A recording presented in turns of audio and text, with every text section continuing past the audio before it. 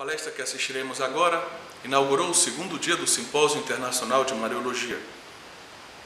Escutaremos o professor alemão Manfred Hauck, professor da Faculdade de Teologia de Lugano e presidente da Associação Alemã de Mariologia, que nos falará de um tema muito interessante na fronteira entre a espiritualidade e a teologia dogmática. Ele nos apresentará a relação profunda e ao mesmo tempo misteriosa entre o pontificado de São João Paulo II e Nossa Senhora de Fátima. As aparições e as mensagens de Fátima assumem uma importância significativa na vida de João Paulo II, somente depois do atentado do 3 de maio de 1981. Se vê bem no fato de o Sumo Pontífice ter examinado o terceiro segredo somente 2 meses depois do atentado, fazendo trazer a seu texto do Arquivo do Santo Ofício em 18 de julho de 1981, durante a segunda admissão no Policlínico Gemelli, portanto, quase 3 anos depois do início de seu pontificado. O seu secretário pessoal, Stanislav Dziwisz, conta: na verdade, em Fátima, João Paulo II não tinha nunca pensado nos dias imediatamente sucessivos ao atentado. Só mais tarde, depois de ter se recuperado e ter readquirido um pouco de forças, tinha começado a refletir sobre aquela, para dizer no mínimo singular, coincidência. Sempre 13 de maio. 13 de maio, em 1917, o dia da primeira aparição da Virgem em Fátima, e 3 de maio, o dia em que tinham tentado assassiná-lo. Parece que João Paulo II não chegou sozinho a esta conclusão, mas pôs a sugestão de um bispo durante a convalescência.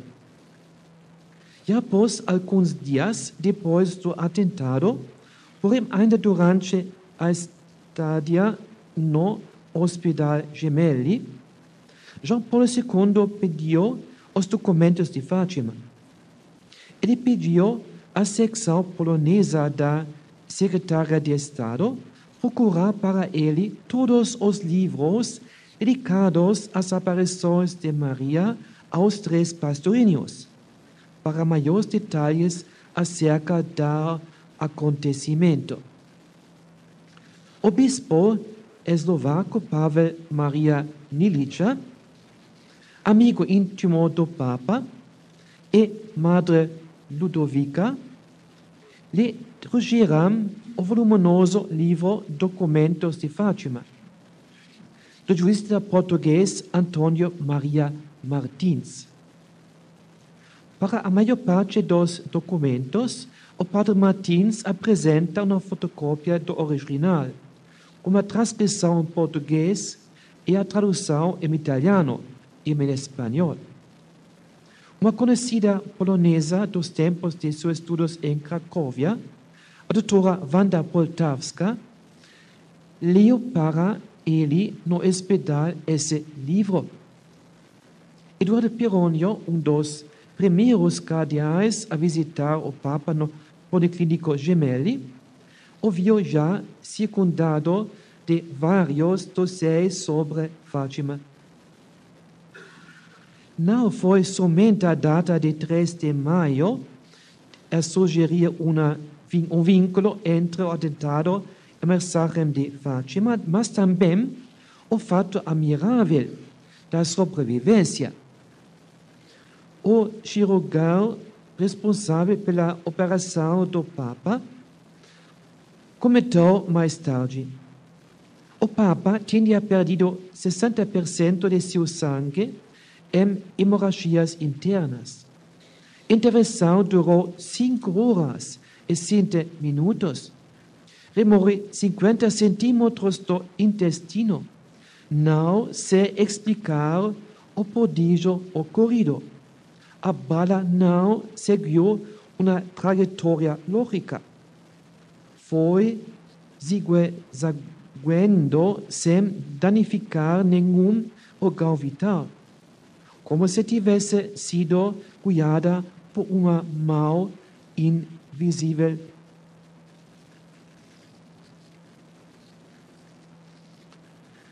Em outubro de 1981, João Paulo confessou. O jornalista francês André Frossard. Uma mão atirou e uma outra mão tirou a bala.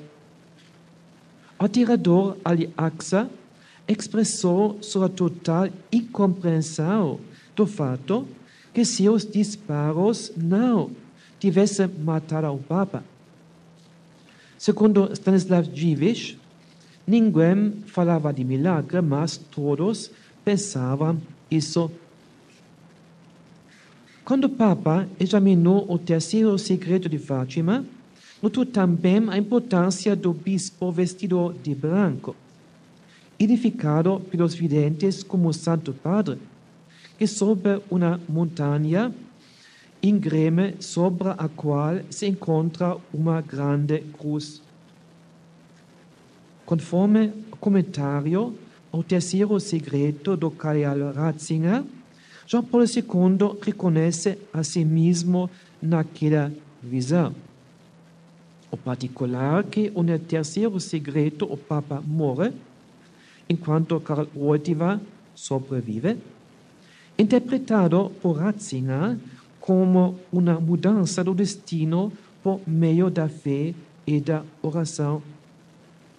Voltaremos novamente a essa interpretação quando tratamos do terceiro segredo. A experiência de ser salvo pela morte depois do atentado acrescenta-se também particular menos conhecido. A cura instantânea da infecção de vírus contraído durante a transfusão de sangue no Hospital Gemelli. E quando os médicos não conseguiam parar a febre, o Papa bebeu água proveniente da Fátima. Depois de ter bebido a água, a febre cessou. Antes de partir para Portugal, ano depois do atentado, João Paulo II expressou a vontade de agradecer aos pés da Mãe de Deus em Fátima por sua intervenção pela salvação da minha vida e pela recuperação da saúde. As aparições de Fátima passam a ter efetiva significação na vida de João Paulo II após o atentado de 1981.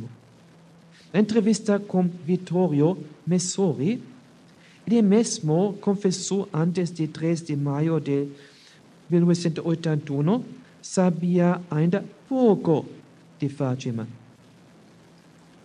Antes deste evento, o Sumo Pontífice tinha somente conhecimento genérico sobre Fátima. E nos primeiros anos de seu pontificado, numerosos bispos e fiéis pediram ao novo Papa a consagração da Rússia pelo Papa e os bispos. Cabe mencionar especialmente a intervenção do padre claretiano Joaquim Aria Alonso, encarregado em 1966 pelo bispo de Leiria da publicação crítica dos documentos e fontes relativos às aparições de Fátima.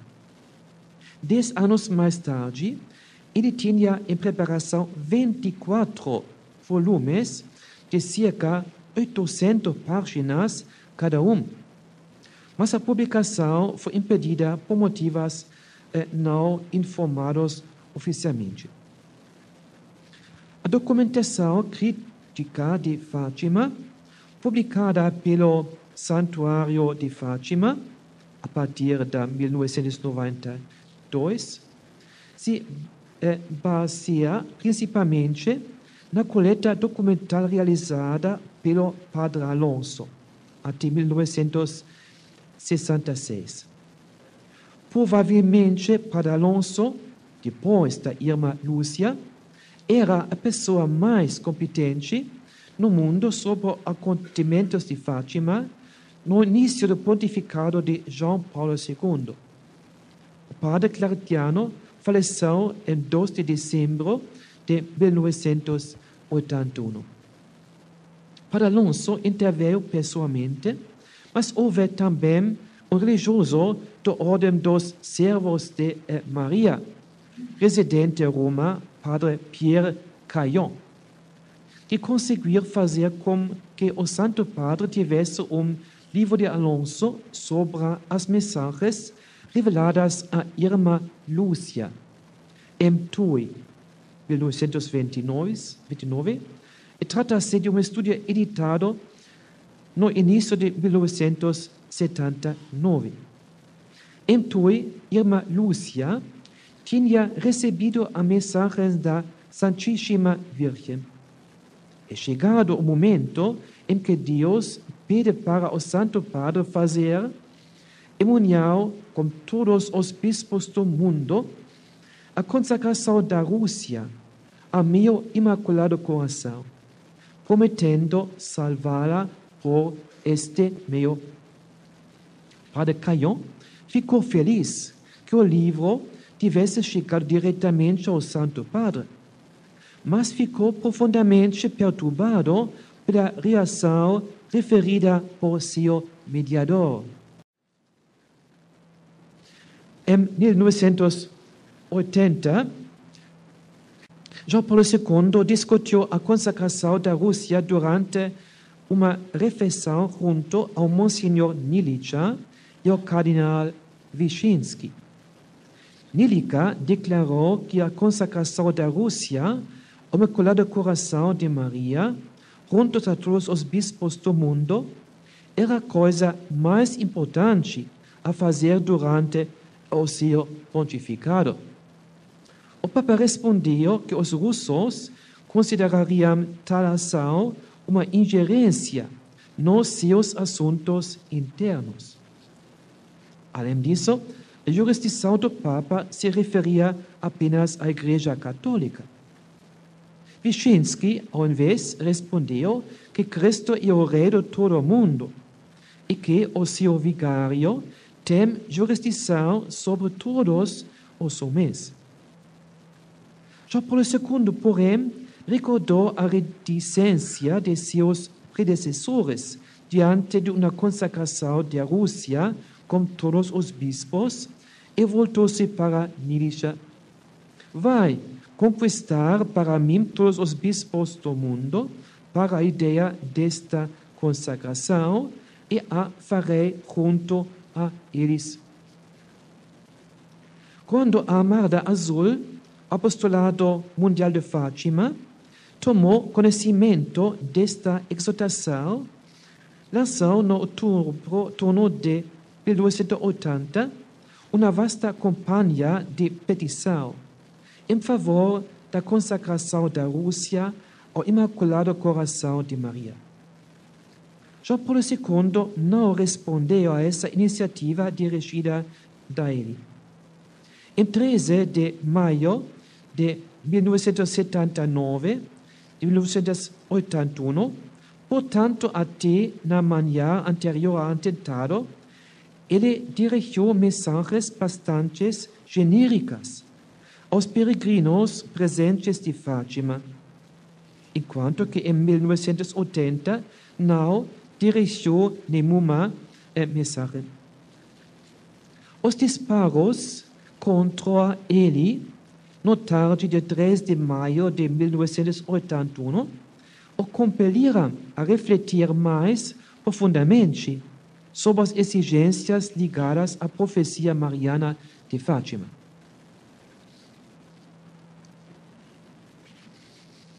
Agora, Fátima da vida de João Paulo II. Antes de entrar nos detalhes sobre a recepção da mensagem de Fátima na doutrina do Sumo Pontífice, é útil estabelecer uma breve visão geral dos acontecimentos principais ligados às aparições na vida de João Paulo II depois do atentado. O ponto mais central, aparentemente, são os atos de consagração, segundo as intenções da Nossa Senhora de Fátima.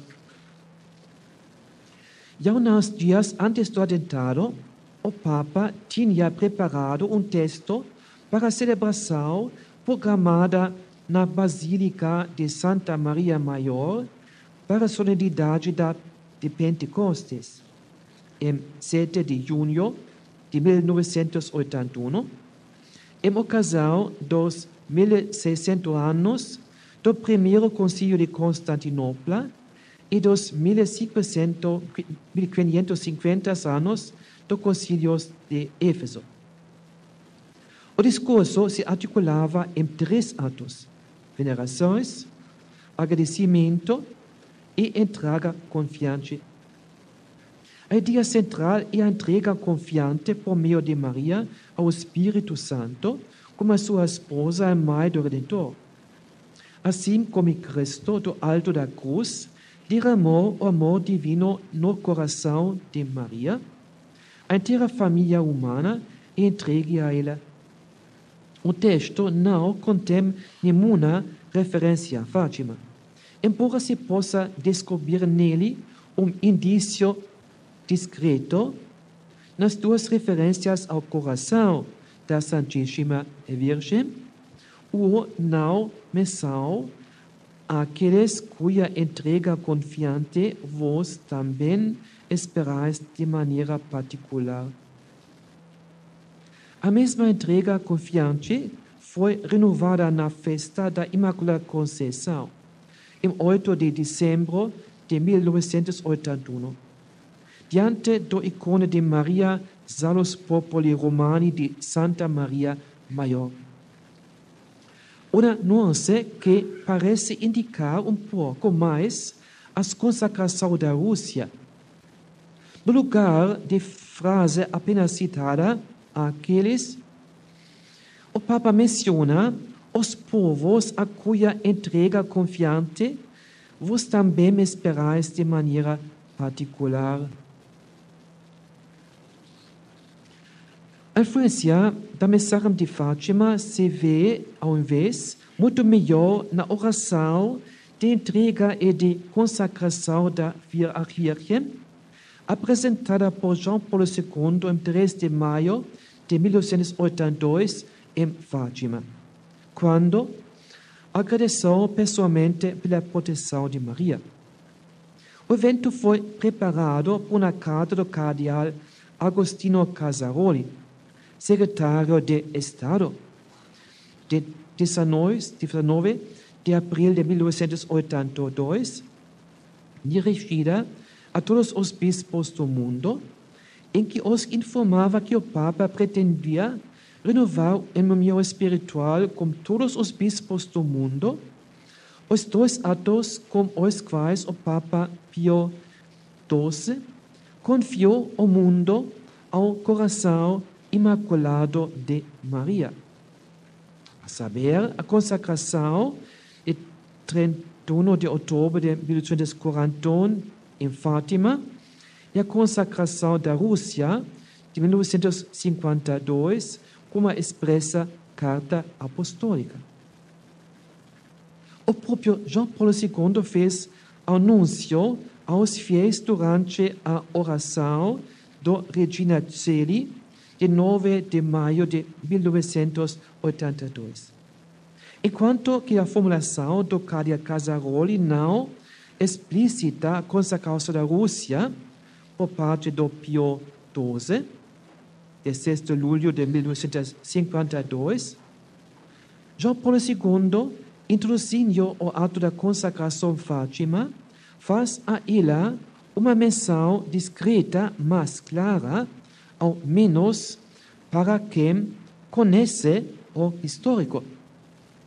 Há 40 anos atrás, e depois, ainda passados 10 anos, o vosso servo, o Papa Pio XII, tendo diante dos olhos as dolorosas experiências da família humana, confiou e consagrou ao vosso coração imaculado todo o mundo, especialmente os povos que eram objeto particular do vosso amor e da vossa solicitude. Depois de seu retorno a Roma, João Paulo II sublinhou o caráter colegial da consagração realizada em Fátima. Procurei fazer tudo o que nas circunstâncias concretas se podia fazer, para salientar a unidade colegial do Bispo de Roma, com todos os irmãos do Ministério e Serviço Episcopal do mundo. O Santo Padre repropôs a consagração em 3 de maio de 1981 e 16 de outubro de 1983, na presença dos bispos, à espera do Sínodo sobre a reconciliação e penitência. E, sobretudo, em 25 de março de 1984, na Praça de São Pedro, para a solenidade da Anunciação, diante da imagem de Nossa Senhora, habitualmente venerada na capelinha de Fátima. Foi dos eventos-chave do Ano Santo da Redenção e foi preparada uma carta pontifícia enviada um mês antes a todos os bispos do mundo. Diferentemente do texto transmitido aos bispos, o Papa acrescentou na Praça São Pedro as seguintes palavras: ilumina especialmente os povos de quem vos esperais a nossa consagração e a nossa entrega. Não se fala, porém, explicitamente da Rússia. No dia depois da consagração de 25 de março de 1984, o Papa apresentou ao Bispo de Fátima a bala que perfurou seu abdômen.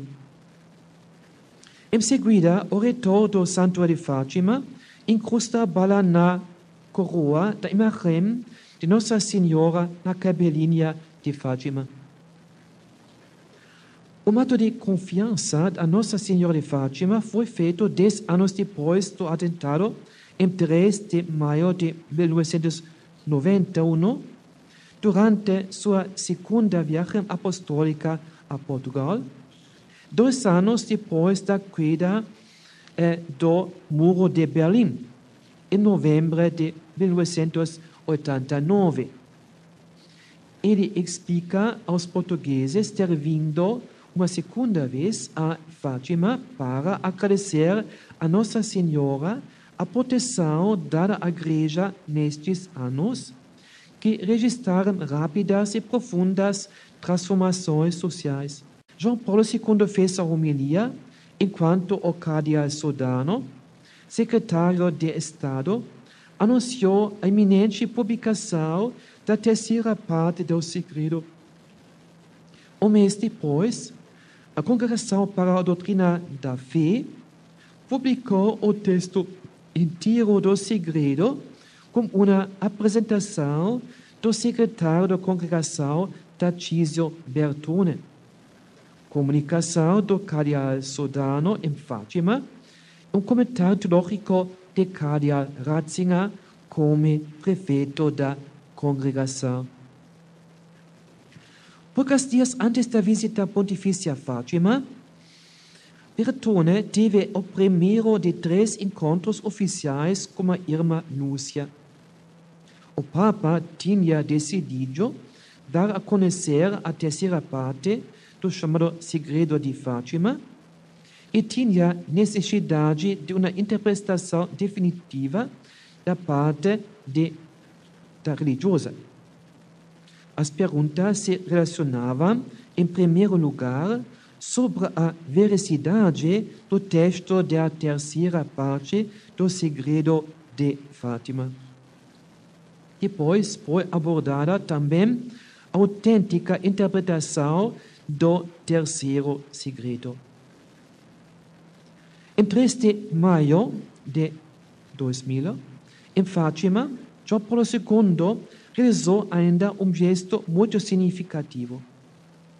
Ele ofereceu a Nossa Senhora de Fátima o seu anel com as palavras totus tuos, que lhe fora dado pelo cardeal Wyszynski nos primeiros dias do pontificado, como sinal da profunda gratidão pela proteção que ele me concedeu. O agradecimento feito em 3 de maio de 1882 em Fátima continua também nos anos seguintes. João Paulo II tomou o hábito de celebrar no tarde da cada 3 de maio, na hora do atentado, uma Santa Missa de ação de graças na capela privada. Tendo percorrido brevemente o itinerário histórico, podemos aprofundar diversos temas acerca da recepção da mensagem de Fátima na doutrina de João Paulo II. No centro da mensagem de Fátima se encontra certamente o convite para a consagração ao Imaculado Coração de Maria. Deve-se considerar aqui o influxo de Fátima na teologia da consagração mariana, fundada sobre as propostas de São Luís Maria Grignon de Montfort, e visível já no brasão pontifício com as palavras totus tuos. Um ponto bem perceptível é o vínculo entre o Imaculado Coração de Maria e a consagração. Encontrado nos atos de consagração, aparentemente, somente a partir do atentado. É visto se revemos as orações marianas pronunciadas em ocasiões da Imaculada Conceição. A menção ao Imaculado Coração de Maria aparece pela primeira vez em 8 de dezembro de 1881 na Piazza di Spagna, enquanto a referência falta nos anos precedentes. Na sua homilia de 3 de maio de 1982 em Fátima, antes do ato solene de entrega de consagração, João Paulo II se explica sobre o significado da consagração a Maria, fazendo várias referências às aparições. O Papa fala de maternidade espiritual de Maria, de um alcance universal.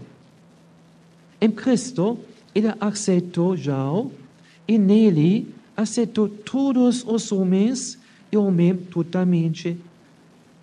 À luz do mistério da maternidade espiritual de Maria, procuremos entender a extraordinária mensagem de Fátima. A mensagem de Fátima é nosso núcleo fundamental e o chamamento à conversão e à penitência como no Evangelho. Nas palavras de Fátima se encontra o mar materno de Maria para como pecador que risca a condenação. Quando Jesus disse ao alto da cruz, Senhora, eis o seu filho, abriu de maneira nova o coração de sua mãe, o coração imaculado. O coração imaculado de Maria aberto pelas palavras Senhora, és o teu filho. Encontra-se espiritualmente como o coração do filho, trespassado pela lança do soldado. O coração de Maria foi aberto pelo mesmo amor para com o homem e para com o mundo. Consagrar o mundo ao coração imaculado de Maria significa aproximar-nos mediante intercessão da Mãe, da própria fonte da vida nascido no Gólgota. O próprio ato de consagração descreve Maria como inteiramente unida à consagração redentora do seu Filho pelo mundo e pelos homens.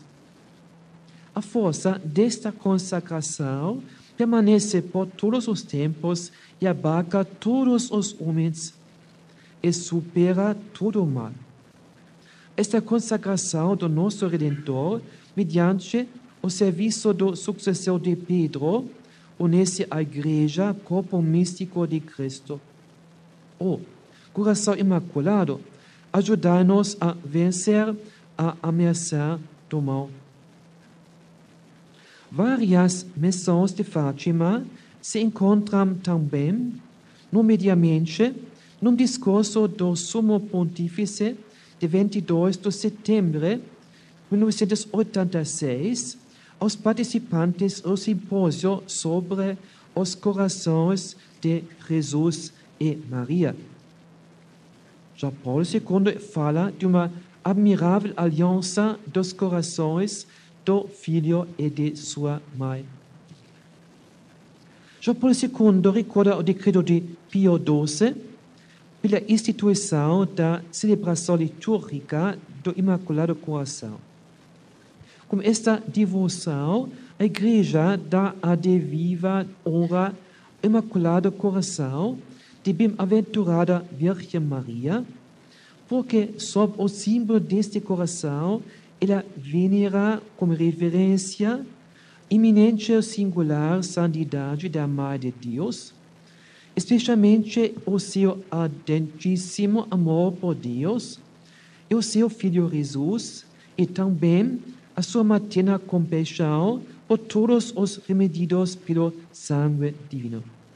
Assim, nota João Paulo II, pode-se dizer que a nossa devoção ao Imaculado Coração de Maria exprime nossa reverência por sua compaixão materna, seja por Jesus, seja por todos nós, seus filhos espirituais, enquanto estava aos pés da cruz. O Papa recorda então a sua primeira encíclica, Redemptor Hominis, na qual sublinha que o coração de Maria é maternalmente inexaurível. Vemos simbolizado no coração de Maria o seu amor materno, a sua singular santidade e seu papel central na missão redentora de seu Filho. O ato de entrega ao Imaculado Coração de Maria, realizei solenemente em Fátima, em 3 de maio de 1882, novamente em 25 de março de 1884, na conclusão do ano extraordinário da redenção, é baseado sobre essa verdade, sobre o amor materno de Maria e seu papel particular de intercessor. Dedicando-nos ao coração de Maria, descobrimos caminho seguro ao Sagrado Coração de Jesus, símbolo do amor misericordioso de nosso Salvador. Os textos referidos manifestam uma profunda compreensão teológica de consagração a Maria, na que vem inserida organicamente a mensagem de Fátima, igualmente ligado à devoção ao Sagrado Coração de Jesus. João Paulo II mostra a profecia mariana de Fátima intrinsecamente ligada à maternidade espiritual universal de Maria, à sua mediação materna.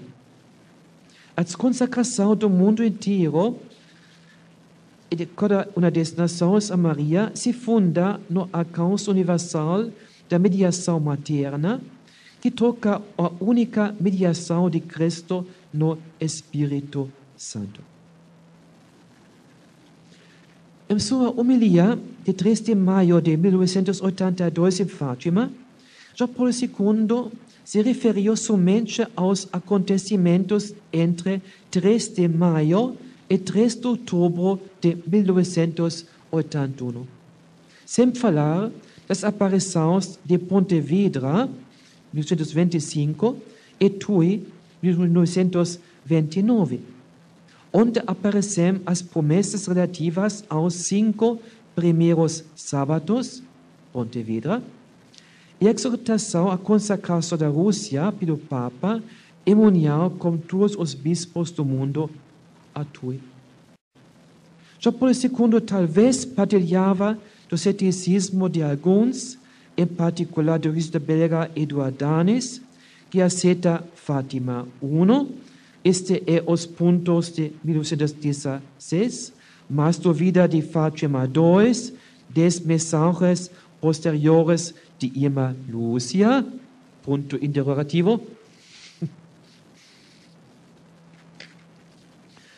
Pelo que sei, João Paulo II fez somente uma única referência explícita à prática dos 5 sábados.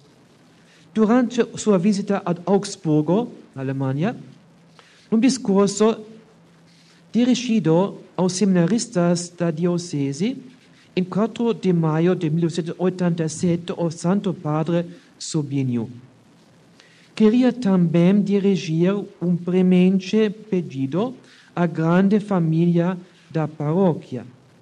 Manter o tríduo mensal.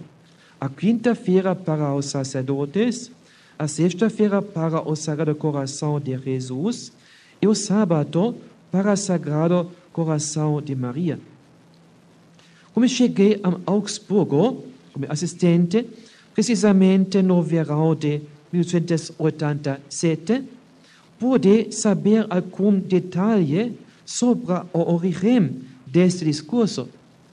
O professor universitário Anton Ziegenhaus tinha preparado o discurso aos seminaristas, fazendo uma anotação também sobre a importância da primeira sexta-feira do mês.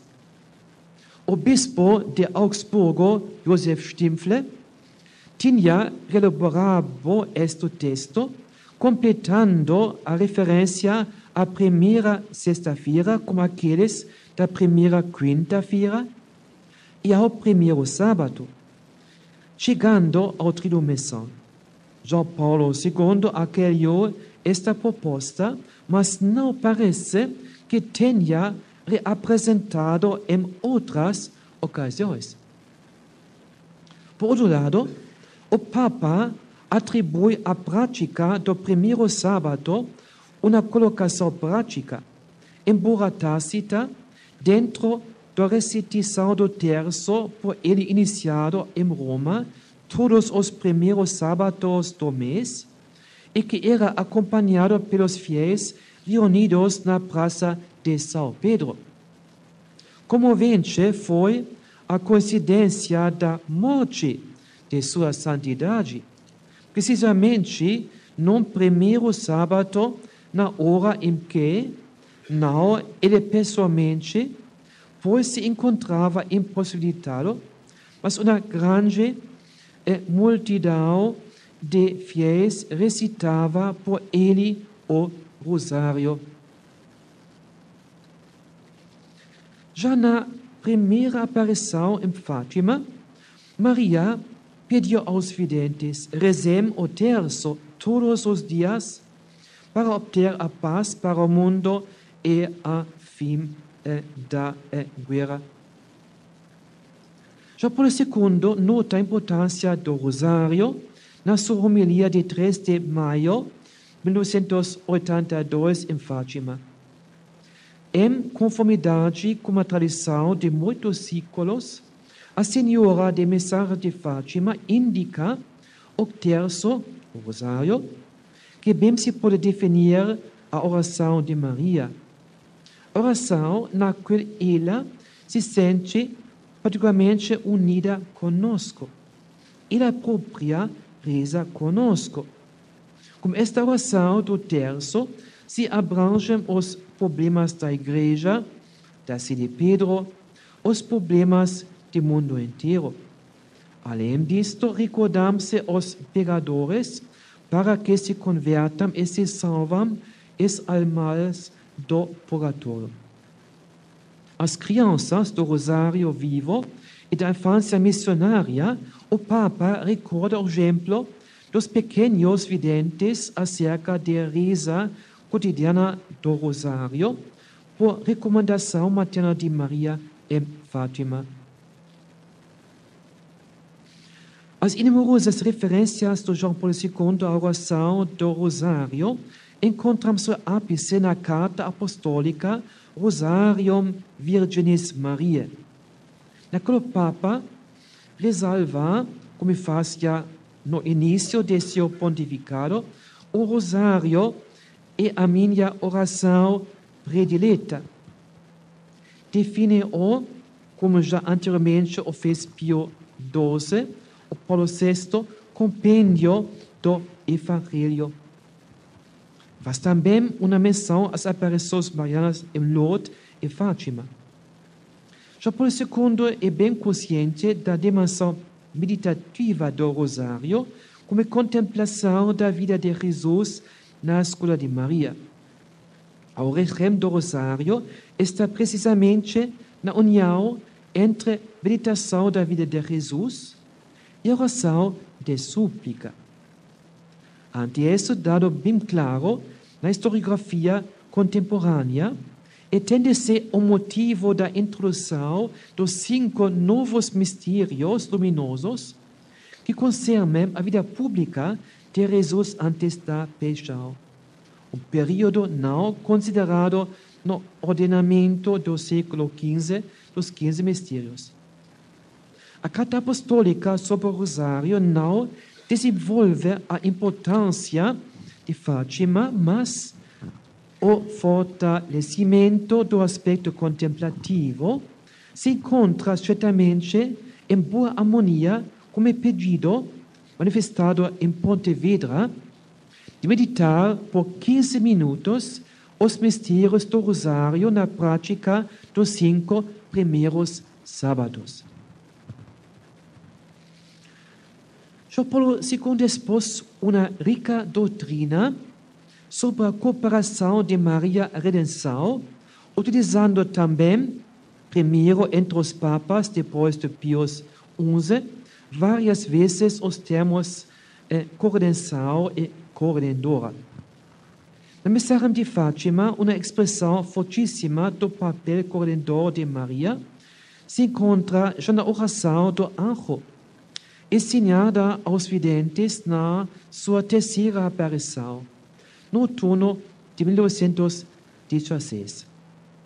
Arrolhado diante do cálice, como sangue de Cristo em uma hóstia, o anjo rezou: Santíssima Trindade, Pai, Filho e Espírito Santo, adoro-vos profundamente e ofereço-vos o preciosíssimo corpo, sangue, alma, divindade de Jesus Cristo, presente em todos os sacrários da terra, em reparação das ultrajes, sacrilégios e indiferenças com que ele mesmo é ofendido, e pelos méritos infinitos do seu Santíssimo Coração, do coração imaculado de Maria, peço-vos da conversão dos pobres pecadores.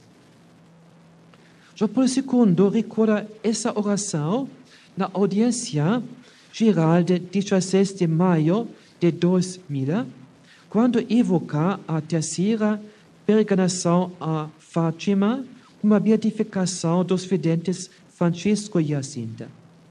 Os pais educaram-lhes para a oração, e o próprio Senhor os atraiu de modo mais estreito a si, mediante a aparição de um anjo, que, tendo nas mãos cálice, uma hóstia, les ensinou a unir-se ao sacrifício eucarístico em reparação dos pecados.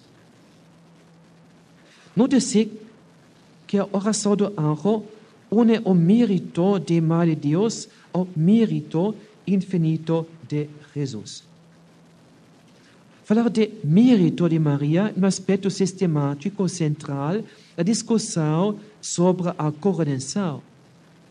João Paulo II se detém nos aspectos sistemáticos do mérito, mas encontramos uma expressão também teológica na homilia realizada em 1985 no Santuário Mariano de Guayaquil, Equador.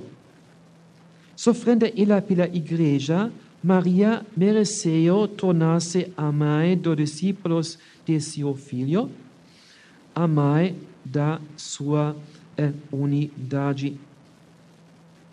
Uma expressão forte do tema se encontra na Catequese Mariana de 9 de abril de 1997. A cooperação de Maria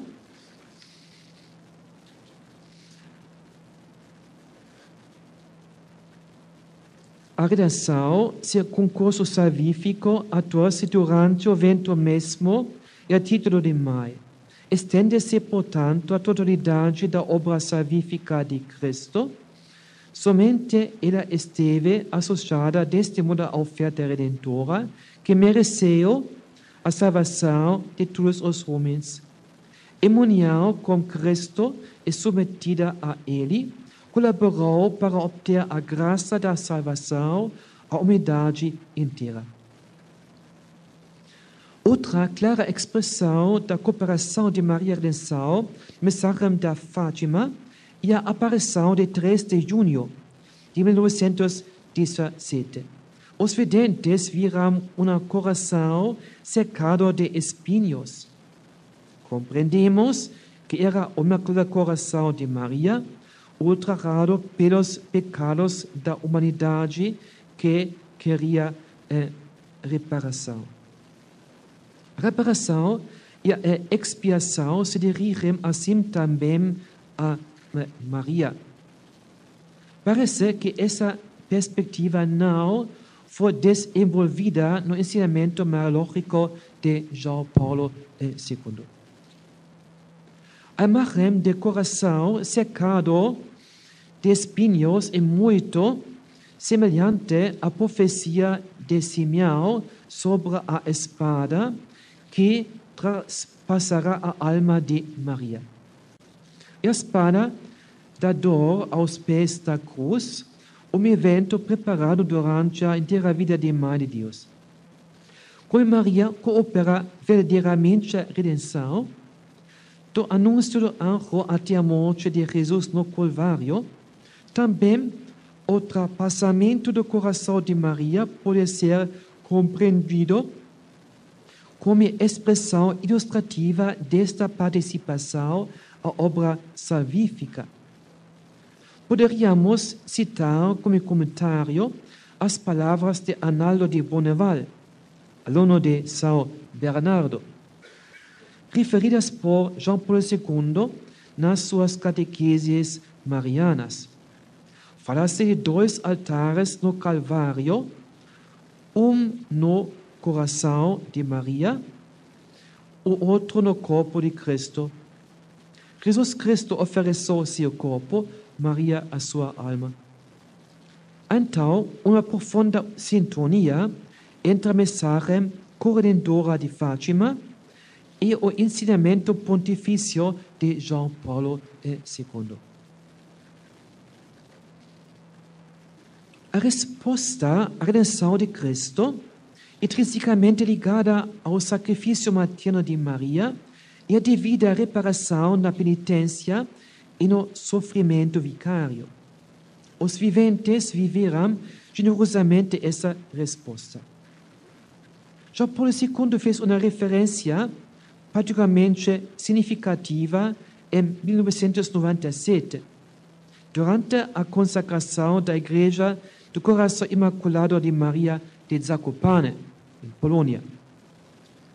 A mensagem de Fátima, que Maria transmitiu ao mundo por meio de 3 crianças pobres, consiste na exortação à conversão, à oração, especialmente a do rosário, e a reparação pelos próprios pecados e por aqueles de todos os homens. Pouco antes, o Papa exortou especialmente os enfermos e os sofredores. O sofrimento vivido com Cristo é do mais precioso e a ajuda mais eficaz no apostolado. 2. Saltamos as partes. Agora, a consagração à Rússia. Saltamos páginas 26. Na homilia de 3 de maio de 1982, em Fátima, João Paulo II pressupôs que a consagração da Rússia já havia sido feita por Pio XII. O seu predecessor quis consagrar o Imaculado Coração de Maria, o gênero humano, especialmente os povos da Rússia.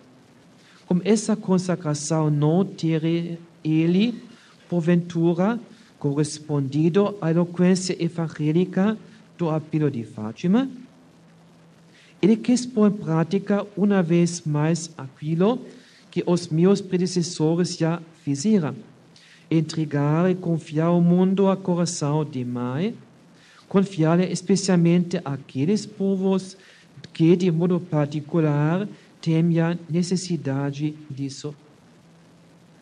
No ato de consagração, encontramos a fórmula: de modo especial, vos entregamos e consagramos aqueles homens, aquelas nações, que desta entrega e desta consagração particularmente têm necessidade. A pronunciar oralmente a consagração, Sumo Pontífice acrescentou depois aquelas nações as palavras, especialmente aquelas, sendo uma pausa de 5 segundos, prosseguindo depois com uma versão escrita do texto. Segundo o então reitor do santuário, Luciano Guerra, Papa, naquela pausa, recordou silenciosamente a Rússia. É possível que a pequena mudança seja devido ao encontro com a irmã Lúcia, ocorrido na mesma manhã antes da consagração. Durante o almoço de 3 de maio, o bispo de Leiria, Alberto Cosme de Amaral, agradeceu a João Paulo II pela consagração do mundo Imaculado Coração de Maria. O Papa acrescentou, e também da Rússia.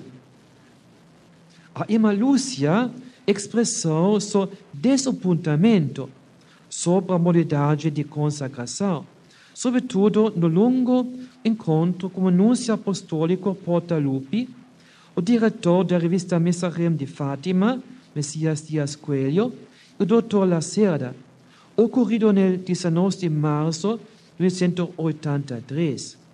A vidente repreendeu a falta de envolvimento do episcopado mundial e qual havia, sim, sido informado, mas sem ordem precisa para realizar, junto com o Papa, a consagração.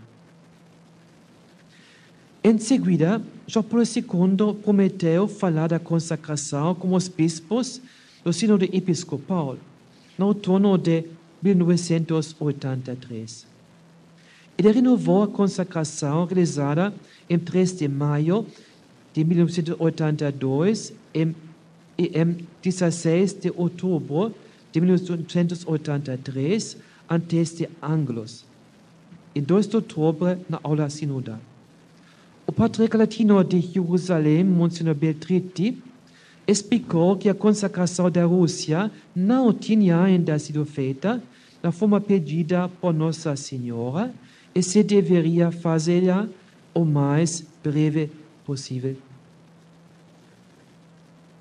Em 8 de dezembro de 1883, o Papa convidou os bispos a realizar também eles o ato de consagração nas suas catedrais no dia 25 de 1984. A formulação do ato de consagração, realizado na Anunciação para concluir o ano da redenção, foi livremente modificada com respeito à fórmula de 1982. Tendo lido a frase, de modo especial vos entregamos a consagramos aqueles homens e aquelas nações que desta entrega e desta consagração têm particularmente necessidade, o Papa acrescentou ainda sem preparação: iluminai de modo especial os povos dos quais esperais a nossa consagração e a nossa entrega. O próprio Santo Padre explicou a cardeal Paul Joseph Cordes: primeiro queria mencionar a Rússia diretamente, mas o fim acolheu a parecer dos seus colaboradores, segundo o qual um ato de tipo teria sido interpretado como uma provocação direta aos dirigentes soviéticos. Sentia-se consolado, porém, pela notícia que alguns bispos ortodoxos russos teriam se unido a ele na consagração da Rússia. Das várias fontes emerge uma certa tensão entre a irmã Lúcia e João Paulo II sobre a realização completa da consagração da Rússia dos anos 84 até 89.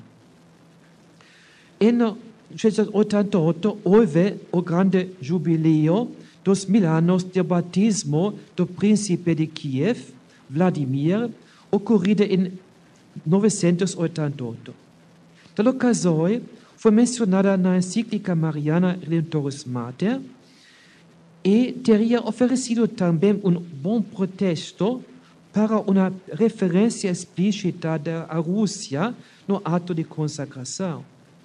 A consagração não foi aproveitada. No verão de 1988, em vestiço para Messias Coelho em Fátima, fez saber privadamente que havia chegado do Vaticano as autoridades eclesiásticas de Fátima, a mãe Lúcia e diversos clérigos, instrução de não importunar mais o Papa sobre a consagração da Rússia. Segundo referido mais tarde do bispo de Fátima, houve uma carta do cardeal Casaroli que fazia referência à autoridade suprema do Papa. A vidente devia afirmar que a consagração tinha sido feita. Para esta data, irmã Lúcia afirmara às vezes a consagração foi feita. Pois, esta discussão, estes actos, vemos agora a pergunta se esta é uma consagração plenamente realizada, consagração à Rússia. Podemos considerar que João Paulo II tenha feito aquilo que parecia possível. Pessoalmente, em silêncio, ele renovava a consagração da Rússia toda manhã, como fez saber Pierre Caillon em 1985. Permanecem dúvidas, porém, sobre o cumprimento completo das exigências colocadas por Nossa Senhora. Aqui é preciso considerar também a prática dos primeiros sábados, que não pode ser separada da exigência da consagração. se colocamos entre parênteses a quase desconhecida a colocação de Augsburgo, não aprovou e recomendou a devoção dos primeiros sábados de reparação de maneira pública e oficial. Houve mudanças visíveis depois da queda da cortina de ferro no Oriente, mas não para nada evidente que a conversão da Rússia tenha já realizado, passo que requer, afinal, também o reconhecimento do primado Petrino. Seria belo ver no futuro uma consagração da Rússia ao Imaculado Coração de Maria, com todos os bispos católicos do mundo, de maneira consciente, explícita e pública. Quando se fala da missão de Fátima, dos heróis da Rússia, é preciso se concentrar, no seu parecer, ideologia marxista. Tal ideologia começou os reflexos, por exemplo, sobre a vida familiar, como ideologia de gênero, parece hoje mais forte em muitos ambientes políticos de Ocidente que da Rússia contemporânea. A conversão da Rússia tem certamente sua importância particular, mas não vai desconectada de todo o desenvolvimento mundial. Desse salto, terceiro segredo, não existe quarto segredo. E vamos à conclusão.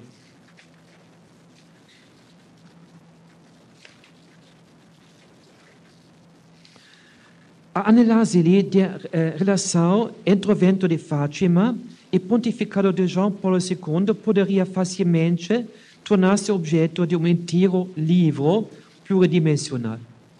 A mensagem de Fátima marcou a vida do sumo pontífice tão fortemente que alguns o chamam mesmo o Papa de Fátima, como já Pio XII. Em 1997, em ocasião do 80º aniversário das aparições, João Paulo II observava: as portas do terceiro milênio, olhando os sinais dos tempos deste século XX, Fátima conta-se certamente entre os maiores, até porque anuncia na sua mensagem e condiciona a vivência diociosa pelos muitos dos restantes que lhe sobreviram.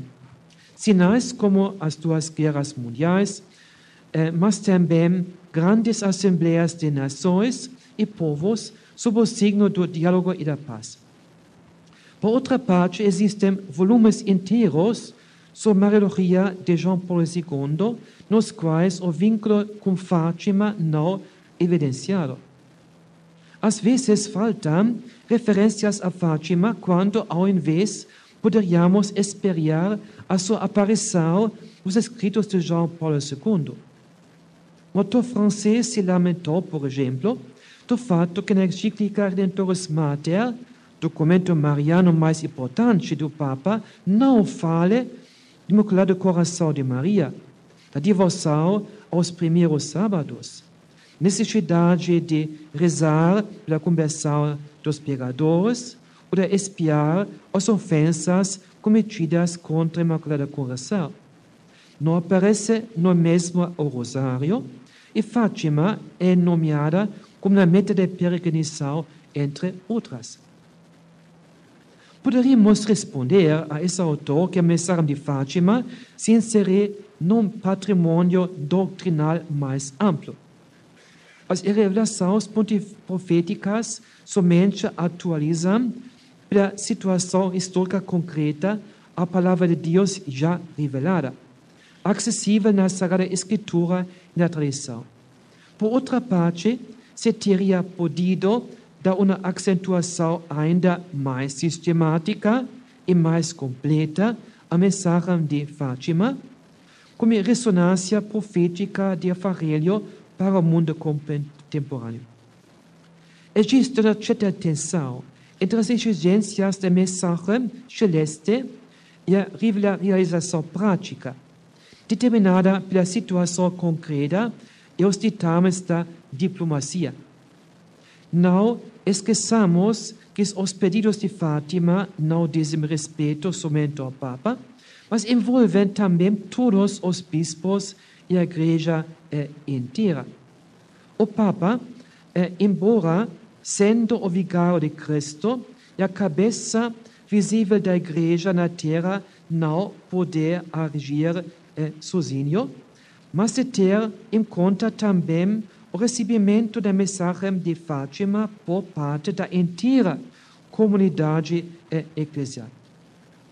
Na sua doutrina magisterial, João Paulo II soube inserir a referência ao Imaculado Coração na teoria da consagração mariana.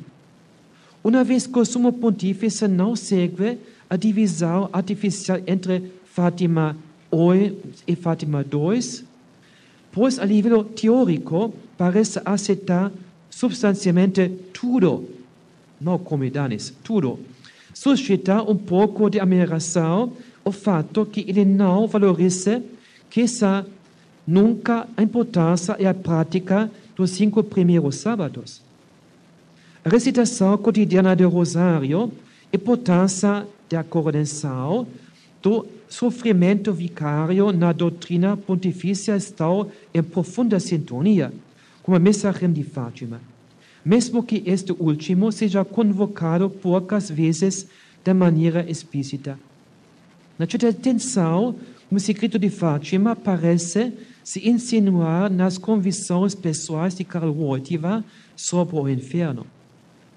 Pela consagração da Rússia, o Papa fez o que lhe parecia possível, mas sobre a integridade destes atos se levantam dúvidas. O mesmo vale para o modo de referir-se à própria pessoa no terceiro segredo para o atentado de 3 de maio, ao menos do que emerge das implicações do Caial Sodal. João Paulo II fez passos da gigante para levar adiante na Igreja a mensagem profética de Fátima. Nos anos seguintes, a solene consagração do Imaculado Coração de Maria, em particular a partir de 1989, desmoronou o Império comunista russo-soviético. Portanto, devemos ter tanto apreço e gratidão a São João Paulo II por suas intervenções e por seu trabalho com respeito a Fátima. Não obstante, não podemos nos acomodar com a herança deixada pelo Papa Wojtyła. Ainda permanecem tarefas a serem cumpridas para que nos conformemos sempre mais às exigências expressas pela Rainha do Rosário. Muito obrigado.